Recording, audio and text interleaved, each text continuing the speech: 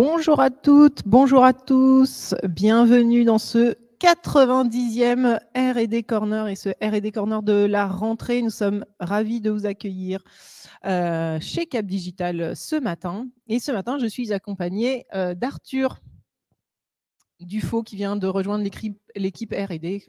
Bonjour à tous, oui, du coup, Arthur Dufaux, chargé de projet recherche et développement au sein de Cap Digital. J'ai intégré l'équipe il y a 1 mois et demi. Voilà, donc on est ravis d'accueillir Arthur ce matin. Et puis, on va commencer par vous présenter une brève introduction. Donc, c'est fait. Ensuite, on va vous présenter un petit peu Cap Digital. Et puis, les appels à projets, comme d'habitude, régionaux, nationaux et européens. Et on terminera sur les événements à venir. Alors, on n'a pas les slides, c'est normal. Ok, c'est pas grave. Merci. Donc, on va commencer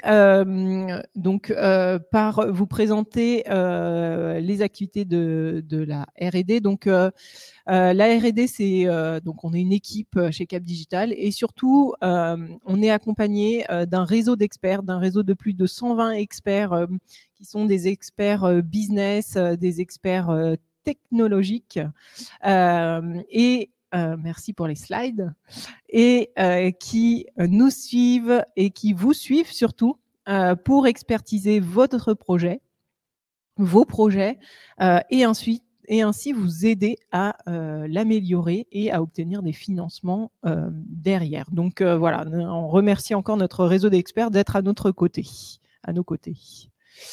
La R&D, juste un bref rappel de ce qu'est la R&D, la définition de la R&D. Donc, la R&D englobe la recherche fondamentale et la recherche appliquée et le développement expérimental. Donc, tout ça est décrit de façon très exhaustive dans le manuel de Frascati. Mais juste pour rappel, pour que vous les ayez bien en tête, il y a principalement 2 régimes d'aide, le régime de minimis et le régime de R&D. Donc, tous les appels à projets que l'on va vous présenter sont issus, dépendent du régime de R&D, et c'est bien celui-là qui va être poussé dans tous les appels à projets. Donc, R&D, ça veut dire quoi? Ça veut dire surtout qu'il n'y a pas de plafond, contrairement à la règle des minimis qui est plus sur le développement commercial et qui est plafonné. Celle-ci, ce régime-là n'a pas de plafond et a pour objectif de soutenir vos projets de R&D selon les conditions précises qui sont mises dans chaque cahier des charges. Donc, je rappelle juste notre accompagnement R&D, en quoi il consiste. Donc, il consiste tout d'abord à de la sensibilisation. C'est l'actualité des appels à projets, des aides, via notamment R&D Corner, via des ateliers avec des financeurs et puis via des pré-diagnostics. Et puis ensuite, une fois qu'on a fait connaissance, qu'on voit l'intérêt de collaborer ensemble, et bien là va commencer notre accompagnement. Donc ça, c'est réservé à nos membres, aux membres de Cap Digital. Et donc l'accompagnement, ça va être de la structuration de dossiers, de l'identification de financement sur mesure pour votre projet, du diagnostic, de la maturité, également toute une part de mise en relation. On voit et on va vous présenter plusieurs appels qui sont des appels collaboratifs. Et on est là aussi pour vous aider à trouver des entreprises avec des entreprises et surtout des laboratoires de recherche avec lesquels vous aimeriez monter des partenariats dans le cadre d'appels à projets. Donc, on est là aussi pour faire de la mise en relation. Cap Digital est un grand réseau, on le verra par la suite. Et donc, il faut s'en servir comme ça. Et puis ensuite, on a tous nos cycles d'expertise et de labellisation. Donc, l'expertise et la labellisation, vous avez vu qu'avec France 2030, il y a eu des modifications dans la façon dont étaient expertisés vos projets. Donc, il y a souvent une phase orale avant la phase écrite, et donc nous on s'adapte aussi en fonction de l'appel, et donc on met en place des experts camp où vous venez pitcher votre projet à l'oral et vous repartez avec votre expertise orale évidemment et écrite pour permettre au mieux renforcer votre dossier, et derrière on vous remet le label des pôles qui voilà, est un gage de qualité de votre dossier auprès des financeurs. Et ensuite, en fonction de vos projets, de la réussite de vos projets, on aura toute cette phase de mise en visibilité et de valorisation de votre projet. Donc, qui sommes-nous, Cap Digital, pour ceux qui ne nous connaissent pas? Donc, on est un collectif d'environ 900 structures. On existe depuis 19 ans. Et on compte parmi nos membres voilà, des grands comptes, des EFR, des fonds d'investissement, des collectivités territoriales et pour la majorité, évidemment, des startups et des PME. Donc, Cap Digital, comme on vous l'a dit, c'est des services où on peut vous accompagner, mais c'est également énormément d'événements sur lesquels on vient soit en organisateur, soit en partenariat pour vous permettre d'avoir accès à de la connaissance, accès à un écosystème lors de ces événements. Et puis, sur la partie R&D, alors là, évidemment, on est tous les deux ce matin, donc vous nous connaissez. C'est depuis le début du pôle, plus de 3000 projets qu'on accompagne, avec de nombreux succès dans ces projets, mais on a aussi chez Cap Digital une partie de l'accélération où on vous aide notamment sur vos levées de fonds, et puis tout ce qui est transformation numérique et open innovation avec des challenges qui sont ouverts tout au long de l'année et qu'on pourra, et dont d'ailleurs on vous reparlera à la fin de la présentation dans les actualités. C'est également une équipe Europe qui monte des projets, plus de 42 projets européens dans lesquels on est impliqué. Et également de nombreux partenaires à l'Europe pour participer à ces projets européens. Et puis Arthur est là aussi à mes côtés pour vous accompagner sur vos volontés d'aller à l'Europe et sur vos projets européens. Donc oui, on intègre des consortiums, mais on accompagne aussi les membres sur des projets individuels pareil, de l'expertise. Alors là, il n'y a pas de label puisqu'il n'est pas reconnu au niveau européen, mais ça va être de l'expertise et puis une lettre de soutien à votre dossier. Donc pour nous rejoindre, c'est simple, on est une association loi 1901, donc on est un collectif. Je vous ai mis l'extrait de la grille des cotisations. Et vous voyez, pour une start-up et une PME, sur la première année, ça sera 350 € l'année pour bénéficier de tout l'accompagnement de Cap Digital. Donc n'hésitez pas à nous rejoindre et n'hésitez pas à nous contacter si vous êtes intéressé pour nous rejoindre. Je remets ici également l'équipe animation et relations adhérents. Donc, c'est l'équipe qui s'occupe de vous au quotidien et qui vous accompagne dans tous vos besoins chez Cap Digital. Donc, ils sont là pour vous proposer de se rencontrer, pour partager, pour vous valoriser. Et donc, une seule adresse aussi pour contacter cette équipe, c'est animation@capdigital.com. Et peut-être, comme on n'avait pas les slides au tout début, je répète juste, nous, pour nous contacter, Arthur et moi, donc c'est l'adresse projet au singulier @capdigital.com, mais vous aurez évidemment toutes ces informations sur les slides qu'on vous enverra à l'issue de la présentation. Et peut-être avant de commencer à vous présenter les différents appels à projets, vous rappelez quelques règles que j'ai oublié de rappeler au tout début. Donc, si vous souhaitez nous poser des questions sur les appels à projets qu'on est en train de présenter, posez bien vos questions dans l'onglet questions sur Livestorm. Laissez le chat pour nous dire bonjour, pour partager des informations entre vous, et vraiment posez vos questions dans l'onglet questions. N'hésitez pas à les poser au fil de l'eau lors de ma présentation, et puis on s'arrêtera après chaque section pour regarder s'il y a des questions-réponses et vous répondre en direct. Donc n'hésitez pas à poser toutes vos questions dans l'onglet questions, voilà, qui est juste à gauche du chat. Et donc, je vais commencer, une fois n'est pas coutume, par vous présenter les appels à projets régionaux. La prochaine fois, je laisserai Arthur le bon soin de faire tout ça. On vous remet un petit peu l'échelle de maturité technologique pour que vous voyez à peu près comment sont positionnés les différents appels, mais gardez en tête que sur la région Île-de-France, le programme phare, l'appel à projet phare, c'est InnovUp, et que InnovUp va évidemment de la faisabilité jusqu'au développement en passant par l'expérimentation. Donc, cette gamme est vraiment très large. Et là, je vais vous présenter des appels à projets spécifiques dans cette gamme qui sont les 2 appels à projets InnovUp Expérimentation dont on est partenaire avec la région et qu'on accompagne plus particulièrement. Et je vais commencer par InnovUp Expérimentation, Silver Economy et Bien Vieillir. Donc, comme je l'ai dit, on est en partenariat avec la région et avec Silver Valley. Donc, c'est bien, ces programmes InnovUp Expérimentation, c'est bien pour expérimenter votre solution en conditions réelles sur un terrain qui a donné son accord pour accueillir votre solution. Donc là, on a vraiment un focus sur la thématique Silver Economy et Bien Vieillir. C'est un programme qui est ouvert sur le long cours, donc il n'y a pas de date de relève. Vous pouvez déposer votre projet au fil de l'eau.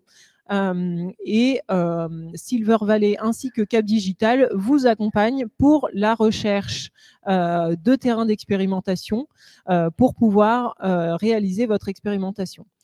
Si de l'autre côté, vous êtes un terrain d'expérimentation, que vous êtes un terrain d'expérimentation de la thématique Silver Economy et que vous souhaitez vous rapprocher de startups innovantes pour expérimenter leurs solutions.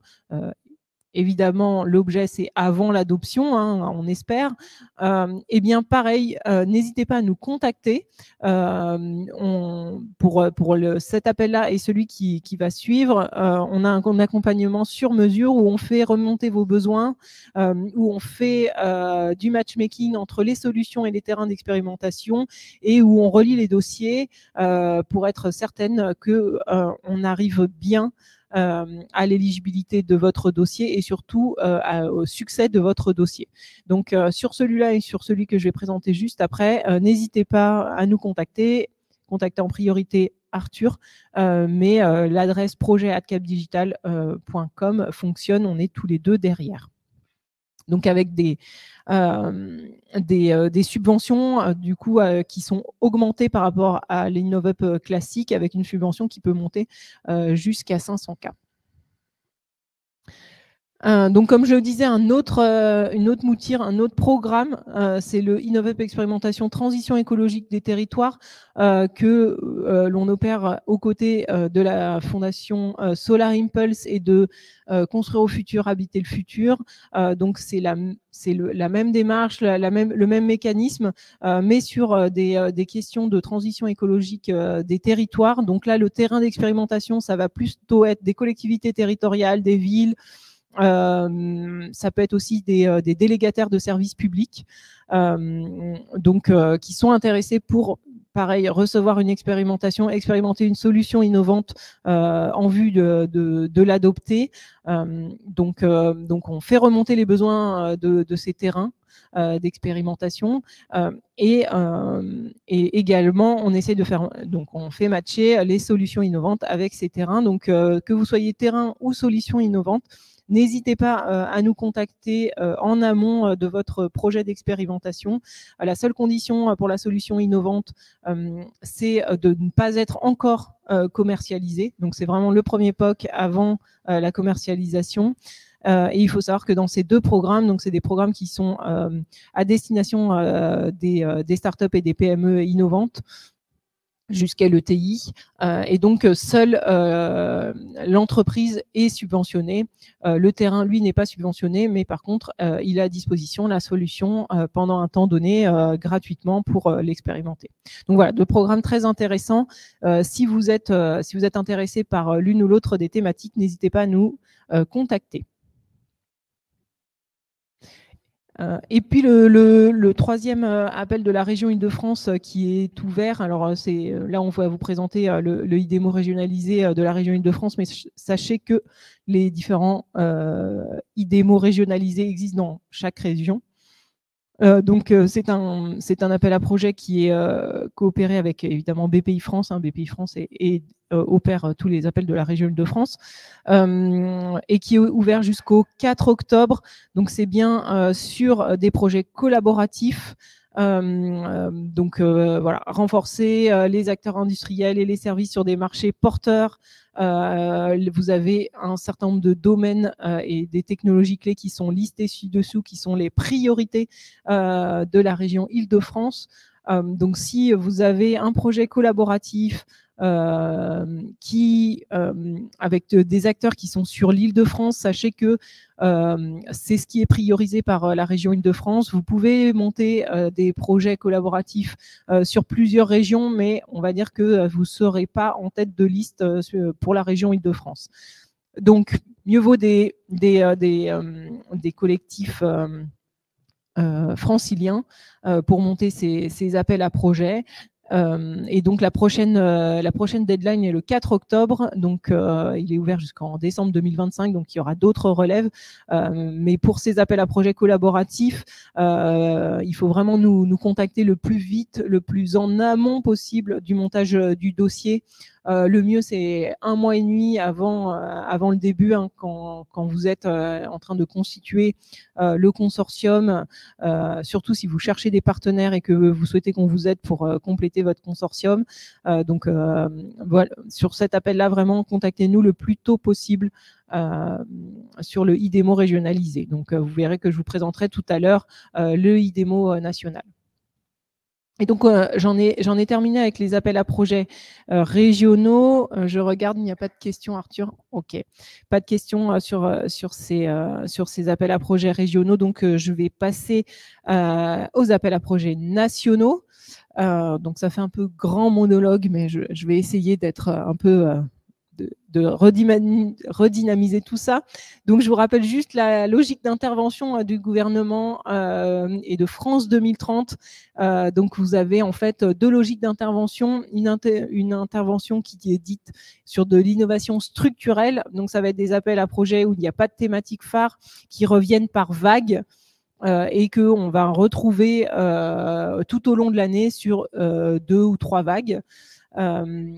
Et puis, de l'autre côté, vous avez les actions dirigées et les appels à projets dirigés du gouvernement qui sont issus des stratégies nationales d'accélération de France 2030 et qui, là, ont une thématique cible, une thématique dédiée avec évidemment, voilà, qui sont beaucoup plus contraints et pour lesquels il n'y a pas forcément plusieurs vagues.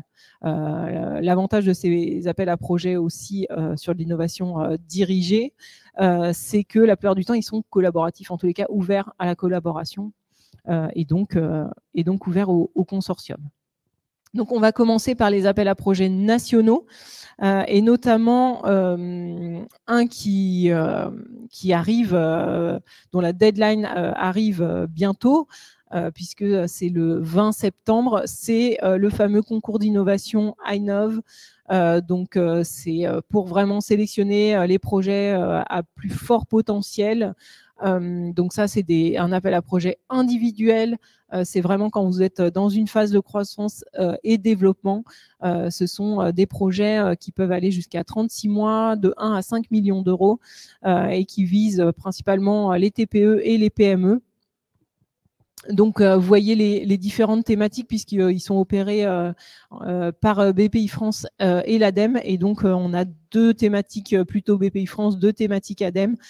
Donc, numérique santé pour BPI France et puis transport, mobilité, ville et bâtiments durables et énergie, ressources et milieux naturels pour l'ADEME. Donc, on organise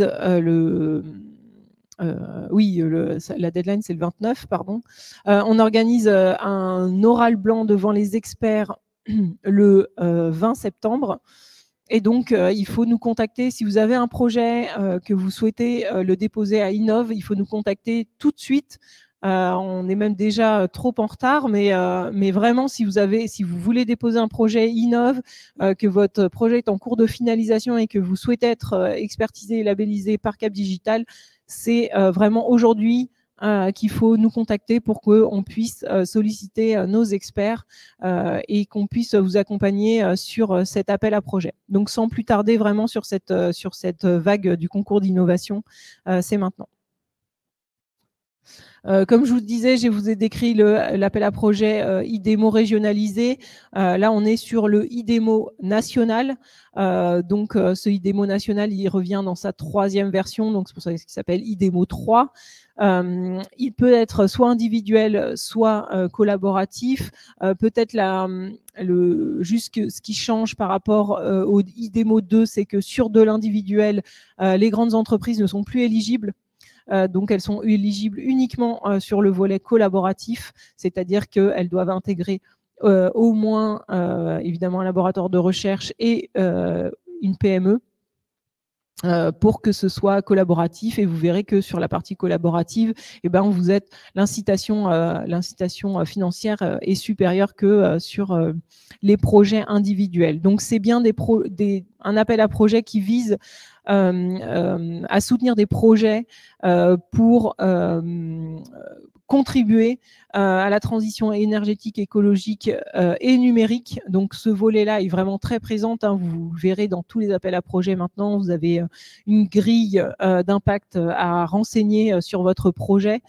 Et donc là, on a vraiment un IDEMO qui a cette ambition et dont les projets soit ont une finalité qui va concourir à la transition énergétique, écologique et numérique, soit qui intègre ces notions-là by design dans la manière dont sont construites, dont s'est construit la solution. Donc voilà, c'est vraiment une notion phare qu'il faut intégrer dans votre projet. L'autre chose que vous devez garder en tête sur ce IDEMO, c'est que c'est vraiment pour aller subventionner des innovations de rupture. C'est pour ça que, évidemment, la collaboration avec les laboratoires de recherche est fortement incitée, mais il doit y avoir vraiment, en plus du côté, évidemment, innovant, à porter une innovation qui va au-delà de l'état de l'art. De rupture, ça veut dire qui va au-delà de l'état de l'art, et qu'il y ait vraiment cet aspect et cet impact structurel sur toute une filière, un genre de rôle modèle, ou en tous les cas une volonté, en tous les cas qu'il y ait une dissémination sur l'ensemble de la filière. Donc là, de la même manière que sur les IDEMO régionalisés, on vous invite vraiment à nous contacter le plus en amont possible. Donc là, le IDEMO est ouvert au fil de l'eau, il y a juste des dates de relève, mais sachez que vous pouvez déposer votre projet comme vous le souhaitez. Donc vraiment sur ce IDEMO, nous contacter le plus en amont possible, nous contacter si vous cherchez des partenaires, nous contacter pour nous dire que vous êtes en train de monter un projet IDEMO, que l'on puisse vous accompagner au mieux sur sa structuration.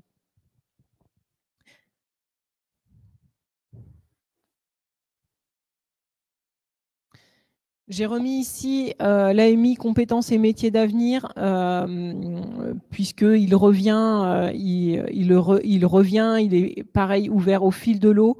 C'est maintenant des plus petits projets qui sont visés. Donc, si vous avez des volontés d'aller sur voilà, des projets qui sont transformants pour la formation, eh bien c'est cette AMI compétences et métiers d'avenir. Il y a de nombreux projets qui sont déjà montés et qui sont lauréats. Là, ils visent des plus petits projets avec peut-être un peu plus portés par des PME ou des TPE.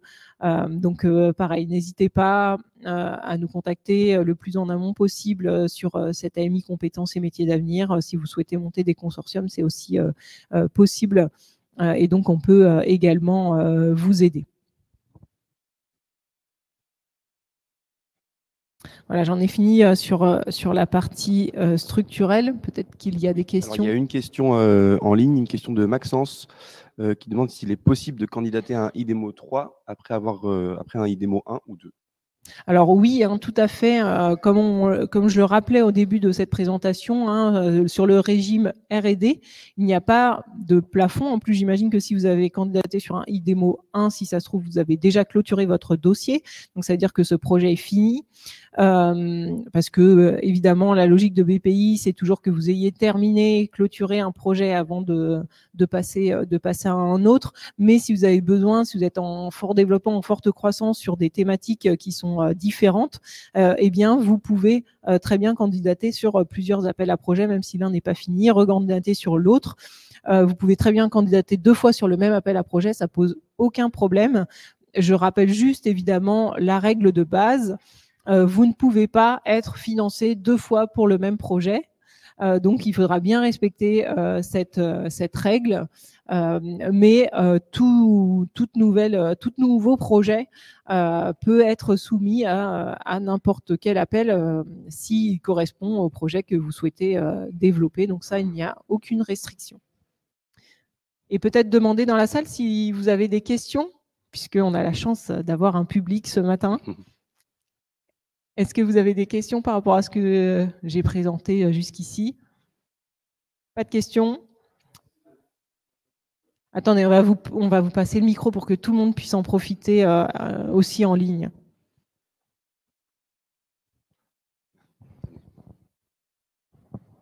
Merci. Sur l'AMI, peut-être c'est passé très rapidement.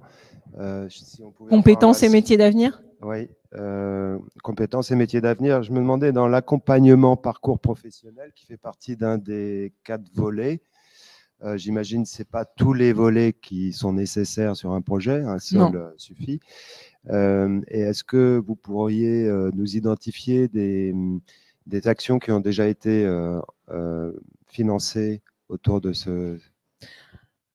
Alors, j'en ai pas forcément en tête. On peut regarder. Normalement, tous les lauréats sont référencés sur la plateforme alors là, c'est la Caisse des dépôts, mais ça doit être sur l'ANR, je pense, puisque c'est coopéré par l'ANR. Donc, tous les lauréats sont notés. Alors, à chaque fois, hein, comme vous savez, comme ça reste des projets d'innovation, vous avez accès au résumé et aux porteurs de projets. On n'a pas forcément toujours accès au contenu du projet, ce qui est normal. Mais c'est quand même assez bien décrit. Et puis, à chaque fois qu'il relève des vagues, vous avez tous les lauréats avec leurs projets qui sont décrits. Donc, n'hésitez pas à les regarder, parce que je n'ai pas forcément tout en tête.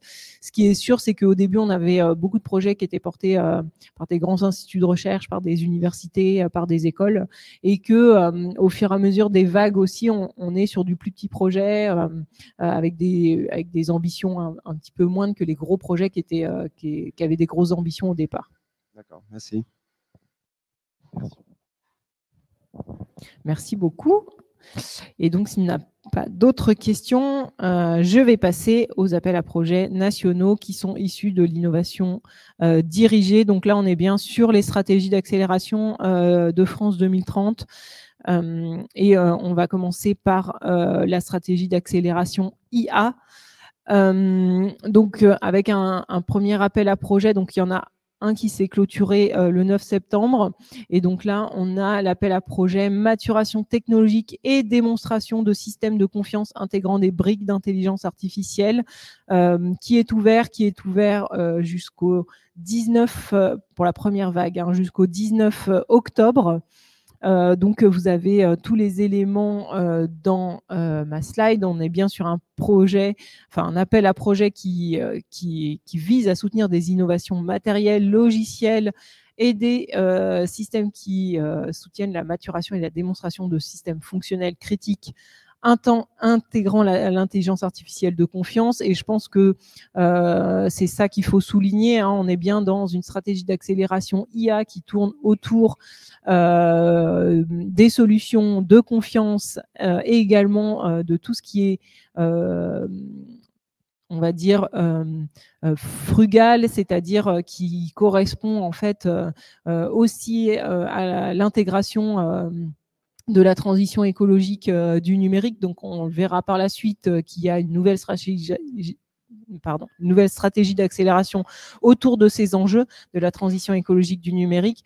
Mais même dans la stratégie d'accélération sur l'intelligence artificielle, on est quand même sur les mêmes enjeux d'interopérabilité, de confiance, d'explicabilité et de frugalité. Donc voilà, le livrable, c'est un démonstrateur industriel ou commercial dont le fonctionnement est validé. Donc on est sur des TRL initiaux de 4 à 6 et puis finaux sur du 7 à 8. Les budgets sont de 5 à 20 000 millions d'euros. Et les taux d'aide en fonction de la typologie de la recherche peuvent aller jusqu'à 70%.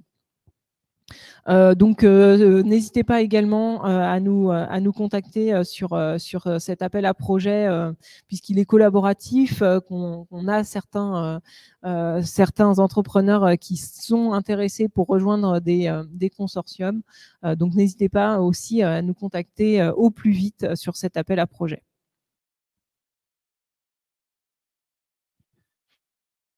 De même, sur cet appel à projet, commun numérique pour l'intelligence artificielle générative.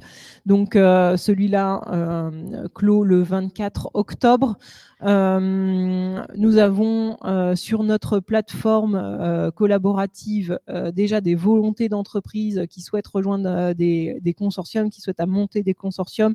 Si vous êtes un consortium en cours de montage et que vous cherchez des partenaires ou que vous êtes une entreprise qui propose sa technologie et qui aimerait intégrer un consortium, de la même manière, c'est le moment de nous contacter.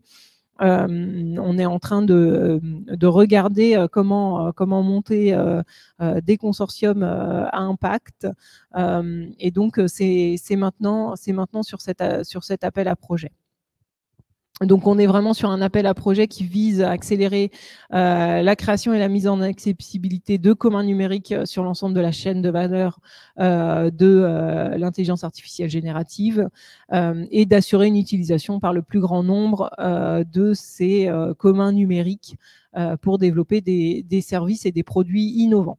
Donc, comme je vous le disais, c'est collaboratif jusqu'à 24 mois avec des budgets pouvant aller jusqu'à 20 millions et des TRL de fin qui sont visés de 6 à 8.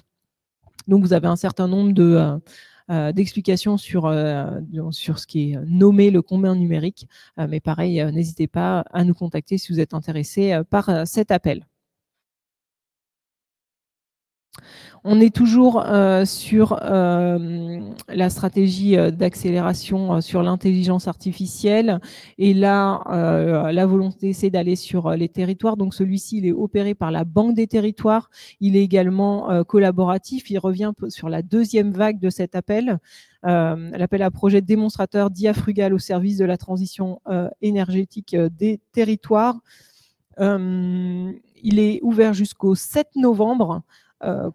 La nouveauté sur cette vague 2, c'est que les entreprises peuvent être leaders de consortiums, ce qui n'était pas le cas avant, hein, c'était réservé aux collectivités territoriales. Donc, si vous êtes intéressé par cet appel, si vous êtes une entreprise, si vous êtes une collectivité territoriale, que vous êtes intéressé, je vais y arriver ce matin, par cet appel, nous organisons le 21 septembre dans les locaux de Cap Digital une session spéciale avec les financeurs, avec la Banque des territoires, avec un représentant d'Ecolab pour vous présenter en profondeur cet appel à projet. Je vous ai remis le lien juste en dessous là, de la slide, mais vous aurez aussi un lien à la fin pour vous le rappeler. Donc voilà, n'hésitez pas à nous contacter si vous êtes soit une solution innovante, soit une collectivité territoriale et que vous êtes en train de monter un consortium ou que vous souhaitez rejoindre un consortium sur ces démonstrateurs d'IA Frugal.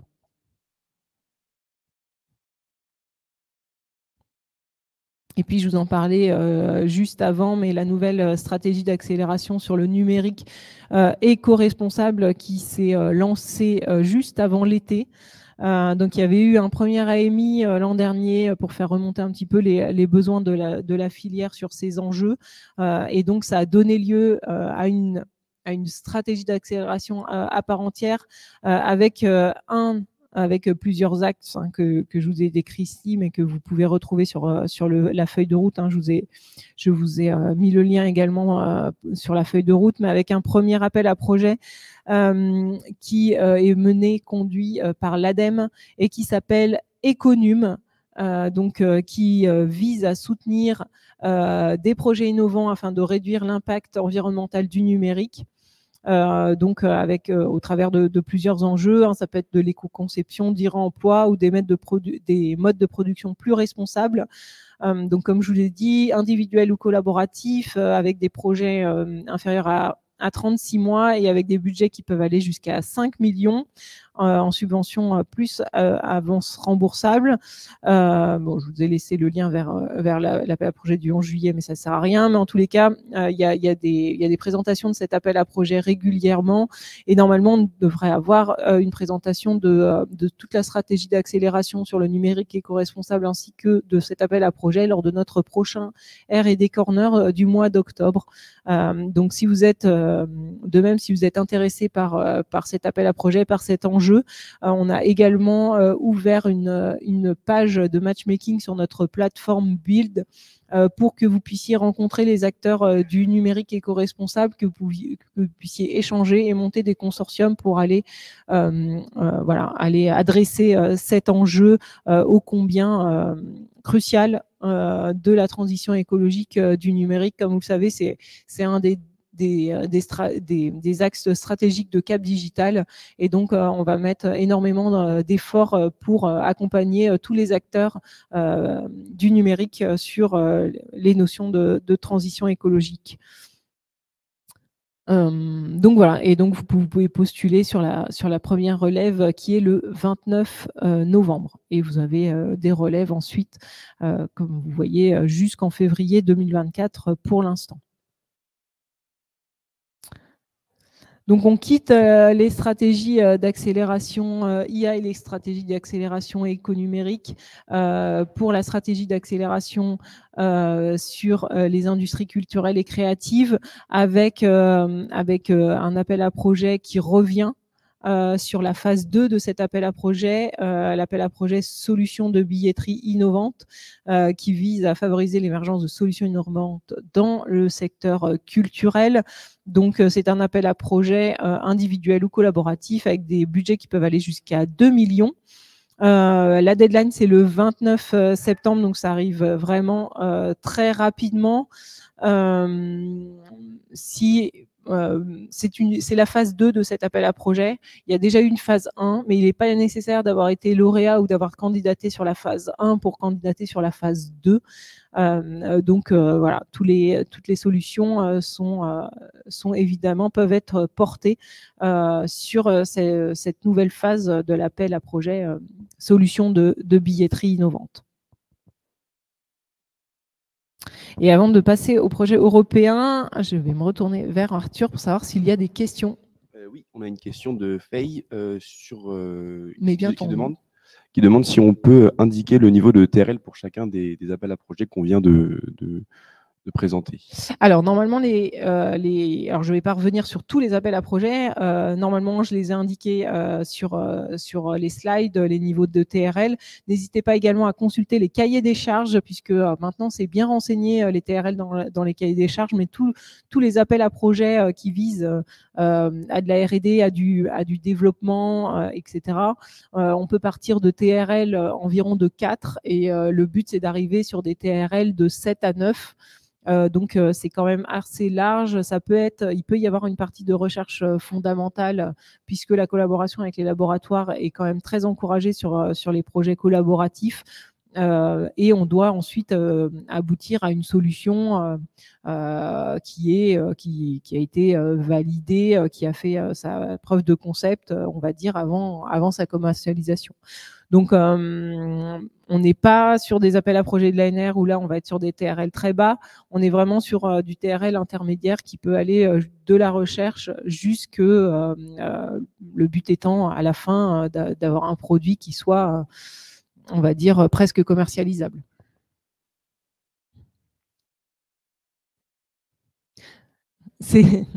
Alors, c'est un terme anglais.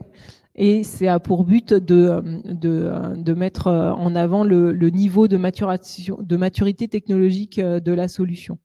Donc, je l'ai rappelé aussi dans les différentes slides à quoi ça pouvait correspondre chaque numéro du TRL.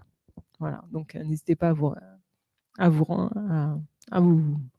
regarder les slides, à regarder. Sinon, vous pouvez taper sur Internet. Voilà, vous aurez la réponse. Est-ce qu'il y a des questions dans le public sur ce que je viens de présenter? Ok, pas de questions. On a une autre question en ligne de Gérard qui nous demande qu'en est-il des appels ANR? Alors oui, je ne les ai pas présentés, j'ai fait le choix de ne pas les présenter, mais sachez que la nouvelle vague des appels ANR est ouverte. De la même manière, si vous souhaitez que l'on vous accompagne sur ces appels ANR génériques, je les présenterai lors du prochain R&D Corner.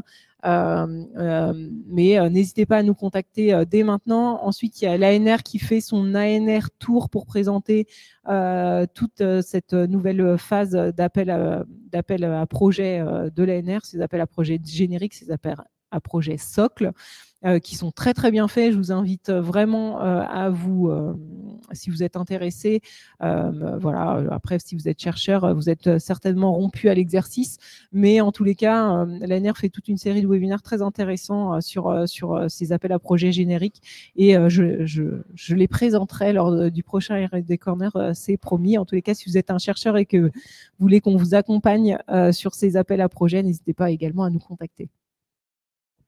Merci. Il n'y a pas d'autres questions. Merci beaucoup. Et donc, je vais te passer la parole, Arthur, pour ton baptême du feu sur les appels à projets européens. Oui, merci. Du coup, je vais vous présenter les appels à projets européens et notamment le programme Horizon Europe, qui est le programme pour la recherche à l'échelle européenne. Donc voilà, pour rappel et présentation de ce programme, ce Horizon Europe, il a été mis en place pour la période 2021-2027. Donc on est actuellement plus ou moins à la moitié de la mise en place de ce programme. Et il se répartit à travers 3 grands piliers, ainsi qu'un pilier transversal. Voilà. Donc, nous, on va s'intéresser ici au pilier 2 et 3, sachant que le pilier 1, c'est davantage pour de la recherche fondamentale, avec des actions qui sont assez connues des chercheurs en université, telles que les ERC ou les actions MSCA. Voilà. Pour le pilier 2, donc, on a 6 clusters qui représentent en fonction de 6 grandes thématiques qui sont importantes et qui représentent des problématiques mondiales, donc, et des compétitivités industrielles, à l'échelle européenne. Donc, parmi ces 6 thématiques, parmi ces 6 clusters, on a le cluster santé, un cluster sur la culture, créativité et société, donc plutôt lié aux ICC, un cluster également sur la sécurité civile pour la société, encore un sur le numérique, l'industrie et l'espace, le 5e qui est davantage tourné sur le climat, l'énergie et la mobilité, et enfin le dernier qui est sur l'alimentation, la bioéconomie, les ressources naturelles, l'agriculture et l'environnement. Voilà. Ensuite, le 3e pilier, donc lui, il est plus tourné vers l'écosystème des startups et sur voilà, comment la philosophie de ce 3e pilier est du coup d'accompagner l'émergence de startups au niveau européen qui deviennent demain les futures licornes ou autres de grands groupes de demain. Donc, dans ce 3e pilier, on a le Conseil européen de l'innovation qui du coup regroupe la plus grande partie du budget de ce 3e pilier. Et donc dans lequel on va retrouver des actions telles que le IC Accélérateur, le IC Pathfinder que je vais présenter juste après. On a aussi l'écosystème européen d'innovation qui, lui, vise davantage à offrir offrir un écosystème intéressant et qui accompagne du coup ces startups en Europe à pouvoir se développer. Et enfin, l'Institut européen d'innovation des technologies à travers voilà, plusieurs EIT, comme on les appelle, dans divers domaines tels que la dernière qui a été lancée, c'était sur les ICC, mais il y en a d'autres sur la mobilité urbaine, voilà, sur les matériaux, sur différentes thématiques. Donc le pilier 2, comme je le disais, avec nos 6 thématiques, nos 6 clusters qui sont relistés une nouvelle fois ici à gauche. Donc on va retrouver en fait dans ce deuxième pilier de différents types d'actions. Il existe 3 grands types d'actions dans le pilier 2 d'Horizon Europe. Donc en fonction du niveau de TRL dont on vient de parler juste avant.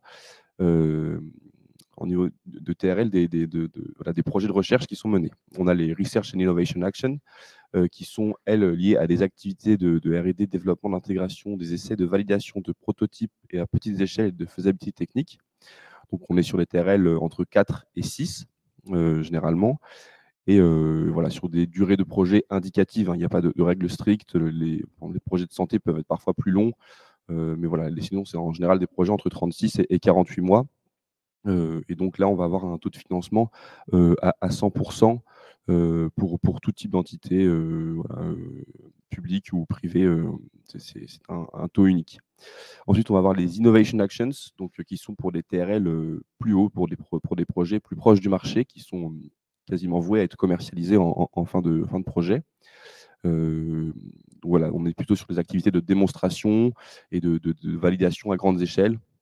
Et donc, voilà, les durées de projet sont assez similaires, parfois légèrement un peu plus courts, mais voilà, voilà. Ensuite, pour le taux de financement, ici, donc, les entités publiques, donc les entités à but non lucratif, donc eux auront toujours un taux de financement à 100%, mais ce taux descend à 70% sur les entités donc à but lucratif, les entités privées, et parfois à 60% sur certains appels assez spécifiques, mais ça reste des exceptions. Ensuite, pour soutenir le monde de la recherche au niveau européen, on a les Coordination and Support Actions, qui sont des activités complémentaires stratégiques qui visent à mettre en place, de mettre en place un réseau, de permettre de pouvoir avoir davantage de formation sur certains domaines spécifiques. Et donc, c'est des projets généralement légèrement un peu plus courts. Voilà. Et donc, c'est avec des financements à 100% pour tout type d'acteurs. Ce qu'il faut bien garder en tête, c'est que pour les projets européens, le but, c'est de créer créer un lien entre les différents pays européens, entre les différentes régions, entre les différentes entités qui œuvrent à la recherche et au développement au niveau européen. Et donc, il faut un minimum de 3 partenaires de 3 pays différents. Donc ça, c'est la règle officielle, sachant que dans de nombreux projets, voilà, on est plutôt autour de 7 à 8 partenaires minimum, et ça peut monter jusqu'à 15, 20 ou 30 partenaires sur certains très, très gros projets.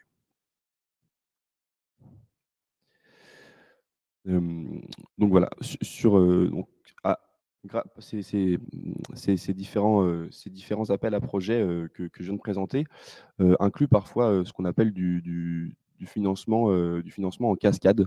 Donc en fait, c'est-à-dire que ces projets seront financés pour ensuite venir refinancer d'autres projets plus petits à des tiers, comme ce qu'on appelle. Donc c'est généralement à destination des entreprises, de start-up, de PME, voire de TI, mais c'est voilà, des projets un peu plus accessibles. Et donc, ces différents appels à projets, appels à projets de financement en cascade, voilà, dépendent des projets qui ont été financés auparavant. Donc moi, je vais vous présenter une liste non exhaustive de ces différents appels à projets. Il en existe de nombreux financements en cascade. Donc voilà. Donc c'est des sélections de startups donc à des fins d'incubation ou d'accélération, mais il y a également des soutiens financiers. Il y a parfois aussi du coaching, de la mise en réseau, voilà, ça vise à soutenir des pilotes, des démonstrations ou des expériences sur une technologie ou un cadre innovant spécifique. Donc le financement en cascade, il visait des projets d'innovation généralement de plus courte durée que les projets que je vous ai présentés auparavant. On est plutôt sur des durées de 6 à 18 mois, et donc avec des activités de R&D et de prototypage. Donc voilà, il y a également tout un soutien et tout, ce que je disais, toute une mise en réseau avec les acteurs du financeur. Donc voilà, les avantages de ces financements en cascade, c'est que c'est des dossiers quand même bien plus légers que les appels à projets Horizon Europe classiques. On est sur des dossiers de 10 à 15 pages, donc essentiellement en anglais, hein, c'est toujours le cas. Et donc, c'est des projets où on peut aller soit en consortium ou le plus souvent de manière individuelle. Donc, il y a une plus grande simplicité par rapport aux appels à projets classiques du programme de R&D d'Horizon Europe. Donc, ces financements, ils sont également exclus de la règle des minimi. Ils sont plus agiles que les projets collaboratifs, du fait de leur durée, du fait que voilà, les 100% des dépenses sont généralement éligibles. Ça présente de nombreux avantages. Et les taux de réussite sont également plus accessibles comparé aux appels collaboratifs d'Horizon Europe. Et ça permet également de faire une première acculturation au projet européen. Voilà, toute une façon de penser le projet, de travailler avec des partenaires à l'échelle européenne, également de s'ouvrir un réseau. Ça peut être très intéressant si à terme vous souhaitez davantage vous impliquer dans les projets européens de recherche. Voilà, on a 4 principaux domaines: Internet du futur et nouvelle génération, Industrie 4.0 et robotique, Big Data et Internet des objets, innovation tout au long de la chaîne de valeur. Voilà, c'est 4 des principaux domaines. Il en existe d'autres, mais donc j'ai sélectionné 3 financements en cascade qui me semblaient intéressants de vous présenter aujourd'hui. Un premier qui provient du projet XR2Learn, donc avec le premier rappel à projet qui vient d'être lancé, qui se clôturera le 29 septembre prochain. Donc on est sur des projets avec des financements quand même assez intéressants sur celui-ci, entre 150 000 et 300 000 euros, avec 100% des dépenses éligibles pour des projets qui sont attendus de 12 mois. Et donc voilà, là on est sur des projets individuels ou collaboratifs, sachant que vu l'enveloppe proposée, des projets collaboratifs sont tout à fait adaptés à ce type, à ce premier appel à projet XR2Learn. Donc ça propose, à côté du financement, aussi un développement commercial et une assistance technique par les équipes de ce projet. Et donc l'objectif de ces technologies vise à le développement de nouvelles applications en conjonction avec des spécifications combinant l'extended reality et des cas d'utilisation à usage éducatif, de formation. Voilà, c'est dans ce type de domaine qui souhaite ce type d'application des technologies XR. Donc les différents avantages proposés par ce premier appel, ce sera du coup l'élaboration d'un plan de développement et de soutien à la préparation de l'investissement, des événements de rencontres et de partenariats avec le secteur de l'éducation, voilà, qui pourraient être intéressés par ce type de technologie, et de la formation et du soutien technologique aux technologies XR, des applications et normes ouvertes telles que les OpenXR ou les WebXR. Ensuite, on va avoir 2 appels du réseau NGI, avec le NGI Trust Chain déjà, qui présente son deuxième appel, du coup, qui est actuellement ouvert jusqu'au 20 septembre, et qui vise une protection de la vie privée des utilisateurs et une gouvernance des données sur le web. On est sur des appels à projets, sur des projets avec une enveloppe d'environ 110 000 euros, à la vue de l'enveloppe qui peuvent permettre d'offrir aux postulants. Donc encore une fois, 100% des dépenses éligibles et des projets de 9 mois sont attendus. Et donc l'objectif, c'est de développer des outils, des mécanismes cryptographiques et d'autres algorithmes pour le traitement et le partage des données, ainsi que pour la gestion des données de conformité avec la RGPD et d'autres réglementations qui mettent en œuvre ces techniques. Donc voilà, les avantages, au-delà de l'aspect financier, ça va être un conseil au développement, une méthodologie de travail, des accès à des infrastructures techniques, de la formation à l'élaboration d'un modèle d'entreprise et à des sujets liés aux données, et du coaching, du mentorat, de la visibilité. Enfin, sur l'appel NGI Search, donc là, on est sur le 3e appel du NGI Search, donc lui qui vise à adopter, à développer des innovations numériques dans le domaine de la recherche et de la découverte de données de manière générale sur Internet. Cet appel, il est ouvert jusqu'au 2 octobre 2023, avec, donc là, on est sur des projets qui iront jusqu'à 150 000 € de budget, toujours 100% des dépenses éligibles, et des projets un peu plus longs que l'appel d'avant, donc ce seraient des projets de 12 mois pour des startups PME. J'ai peut-être pas précisé, mais sur ces 2 appels de NGI, les appels sont monobénéficiaires, donc il n'y a pas de consortium éligible. Donc là, les projets sélectionnés devront développer des technologies et des solutions axées sur les activités liées à Internet et au web, ainsi que, encore une fois, la protection de la vie privée, et donc la confiance des utilisateurs qui recherchent et découvrent d'informations sur Internet. Il y a encore quelques avantages qui sont par rapport à l'accompagnement, donc services technologiques, services aux entreprises et services d'innovation qui seront offerts aux lauréats.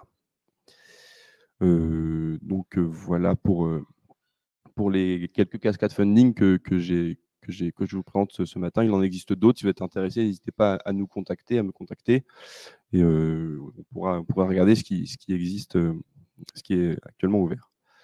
Donc je reviens sur le 3e pilier maintenant du programme Horizon Europe, avec le European Innovation Council et l'EIC Pathfinder, qui est le premier instrument de l'EIC, celui avec un niveau de TRL le plus bas.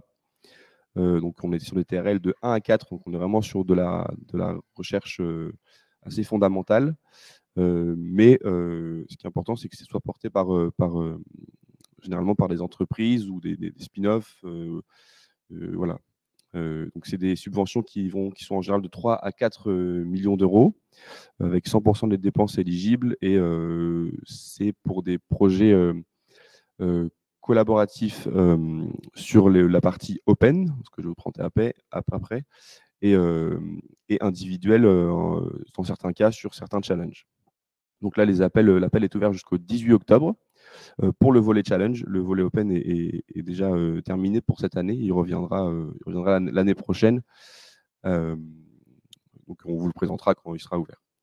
Donc voilà, c'est des projets avec des idées novatrices et risquées. Ce qui est pas facile, ce qui est assez compliqué à présenter dans ce type d'appel, c'est on est sur des idées très vraiment à l'étape de recherche fondamentale encore, mais il faut arriver à prouver que la technologie va venir disrupter le marché à terme. Donc c'est un peu la difficulté. Cette année, donc, il y a eu 5 thématiques qui ont été proposées sur le volet challenge. Donc en fait, si vous avez un projet qui est plus qui s'inscrit davantage dans un challenge, on invite les porteurs de projets à le déposer sur un de ces challenges, parce que les taux de succès sont quand même plus élevés que sur la peine open, qui du coup peut accueillir tout type de projets. Ensuite, on a l'EIC Accélérateur qui du coup a la dernière deadline de l'année 2023, le 19 octobre prochain. Donc pour rappel, l'EIC Accélérateur, c'est pour des projets beaucoup plus proches du marché, avec des TRL compris entre 5 et 6 et du coup jusqu'à 9, jusqu'au développement commercial en fait de la solution. On est sur des financements assez conséquents. On est sur 2,5 millions en subvention, et ensuite la banque, l'Europe peut également intervenir en equity, en quasi-equity, jusqu'à hauteur de 15 millions d'euros dans les startups. Donc les dépenses sont éligibles également à 100%, et là on est sur des projets uniquement individuels portés par des startups et des PME. Donc voilà, c'est l'appel le plus compétitif au niveau européen, je pense, à l'heure actuelle, du fait de son attractivité en termes de subventions, en termes de financement offert.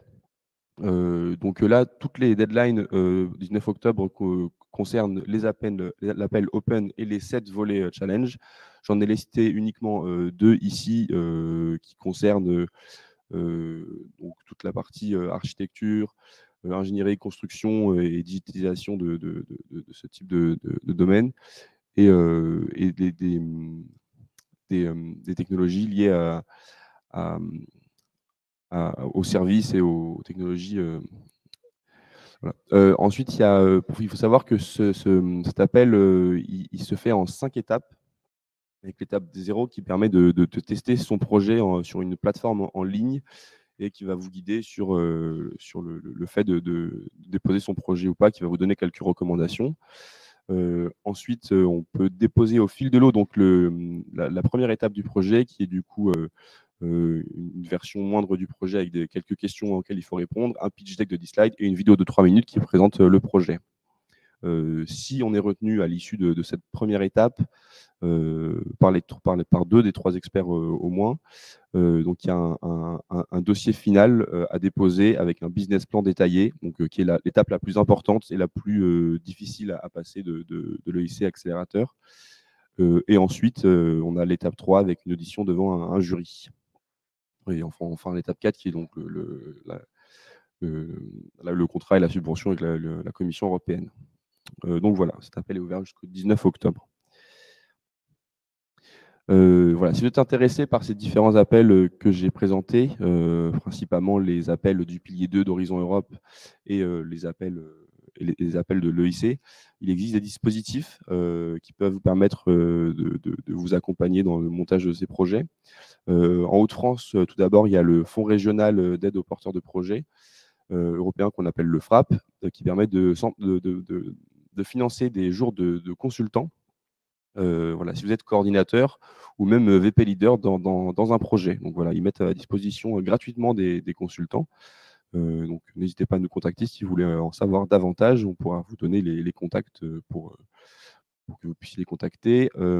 Si vous souhaitez être chef de file d'un projet collaboratif européen, donc l'ANR offre une subvention qu'on appelle le MRSEI, montage de réseaux scientifiques européens ou internationaux, donc qui permet d'obtenir jusqu'à 30 000 € sur 2 ans pour financer le montage de son projet européen. Donc ça peut être du financement de consultants externes ou alors même financer le fait de se rencontrer avec les partenaires lors de réunions qui permettent de travailler sur le projet. Enfin, plutôt pour la partie EIC, la BPI du coup offre le DIAG Europe et le DIAG PTI, Partenariat technologique international. Donc le PTI, c'est pour les projets collaboratifs et le DIAG Europe, c'est pour des projets individuels portés par des startups, des PME, et donc plutôt adaptés à l'EIC accélérateur. Et donc, ça permettra de financer jusqu'à 50% de la prestation de conseil si vous voulez souhaiter être accompagné. Donc voilà pour les différents accompagnements possibles. Il y a quelques événements qui sont dans les prochaines semaines. Il y a un événement du PCN Cluster 4 donc sur les appels à venir le 6 octobre. Il y a celui de la Commission européenne sur le Cluster 4 le 11 et le 12. Et ensuite, le 17, il y aura celui sur le Cluster 5, toujours par la Commission européenne. Donc voilà. Alors, je ne sais pas s'il y a des questions. Merci beaucoup Arthur. Oui, il y a une question en ligne et puis après on demandera au public s'ils ont des questions. Une question de Maxence qui demande s'il y a une durée imposée pour les projets EIC Accelerator. Alors, il n'y a pas de durée imposée. Après, l'idée, c'est que le projet arrive vite sur le marché et si vos projets sont trop longs, la commission, les évaluateurs auront peut-être du mal à estimer le potentiel commercial de votre solution. Donc, on est généralement sur des projets peut-être entre 2 et 3 ans pour la partie purement développement technologique. La partie développement commercial, bien sûr, intervient dans un second temps. Merci. Est-ce qu'il y a des questions dans le public? Non? Pas de questions dans le public. Très bien. Eh bien, merci beaucoup, Arthur. Et avant de conclure ce webinaire, on va passer aux événements. Je veux bien la petite zapette. Oui. Merci.